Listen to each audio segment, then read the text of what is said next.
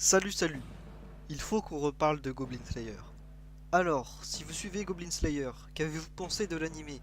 Est-ce qu'il est aussi perturbant que certains l'avaient dit? Ou alors, est-ce qu'il ne répond pas à vos attentes?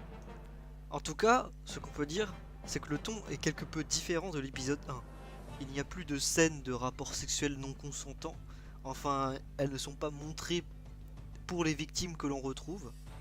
Et puis, on voit bien que les gobelins sont toujours aussi hargneux. On peut donc dire que l'épisode 1 était vraiment là pour nous mettre le ton aux ennemis, aux gobelins, que souvent on prend pour des faibles. Même les autres personnages de l'animé les prennent pour des monstres vraiment nuls, c'est pour dire. Mais du coup, que devient Goblin Slayer? Bah, au final, ce n'est pas très novateur. Enfin, à part l'obsession du héros pour les gobelins, on a une histoire un peu classique. Le héros part en quête et tue des monstres, il frôle la mort, etc. etc. Et puis, oui, on prenait le héros pour une bête invincible, mais l'animé nous rattrape et nous dit non, non, non, regarde, ton héros là, il est quasiment en train de crever. Et il douille vraiment sévère quand il se prend le coup du champion gobelin. Donc, en plus de mystifier les gobelins en mettant une sorte de hiérarchie avec des gobelins beaucoup plus forts, on détruit l'image de ce personnage badass qui démonte tout grâce à ses connaissances infinies sur les gobelins. Et où est-ce que ça nous mène?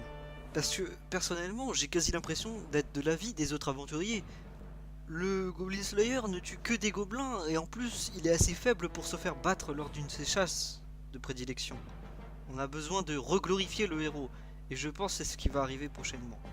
Non, parce que à part le voir froid, distant avec tout le monde et à peine remercier ses compagnons qui l'ont sauvé, bah il ne fait pas grand chose ce petit Goblin Slayer. Mais du coup, où est-ce que se dirige l'animé? Des quêtes contre des gobelins à l'infini? Au final, est-ce que le manga peut connaître une vraie fin? Peut-être qu'au final, le but de l'animé est de comprendre le mode de pensée du héros, mais c'est quand même assez étrange parce qu'il s'ouvre pas vraiment, et on sait déjà pourquoi il veut tuer des gobelins. Ou alors, est-ce que c'est seulement pour voir le héros massacrer des monstres toujours et encore et encore? Mais est-ce que ça va suffire pour nous distraire assez longtemps? Ce qui est sûr, c'est que Goblin Slayer veut qu'on se pose des questions sur son univers. Comme la scène où le héros est à terre et on voit justement cette scène pendant une minute à travers l'œil du canari. À quoi est-ce qu'elle rime? On parle souvent des dieux, peut-être car ils observent l'épopée du héros. Beaucoup de conjectures, mais est-ce qu'on aura les réponses un jour? Je ne pense pas que Goblin Slayer a de quoi faire une histoire très longue et variée, à part inventer n'importe quelle sorte de gobelin pour tenir tête au héros, et je ne pense pas qu'il y aura un quelconque power-up, ça me paraîtrait étrange. Au final, que pensez-vous de Goblin Slayer? Ça risque d'être un simple Monster Slayer? Où le but est de voir un mec buter des gobelins toute sa vie? Ou alors, doit-on se poser d'autres questions?